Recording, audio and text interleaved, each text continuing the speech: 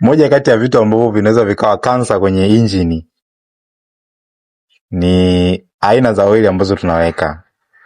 Na ukiangalia kama hii injini ambayo tuko nayo hapa, utaona imetengeneza ukoko sana. Yani ukikwangua huko utaona ni ukoko tu unatoka yani.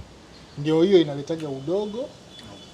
Lakini kwenye kuoka sasa kiuhalisia huu ukoko mwisho wa siku ndio wewe unakuja kuziba, oili inakuwa haiwezi kuflow vizuri kwenye injini yako, na mwisho wa siku ndo injini inakuja kukufia hivyo. Lakini haya yote ni kutokana na ama mtu anachelewa sana kufanya service, ama quality ya oili ambayo mtu anakuwa anaiweka kwenye hiyo gari inakuwa ni oili ambayo ni ya quality ndogo, sio zile high quality oil ambazo zimekuwa recommended kwa ajili ya hiyo engine.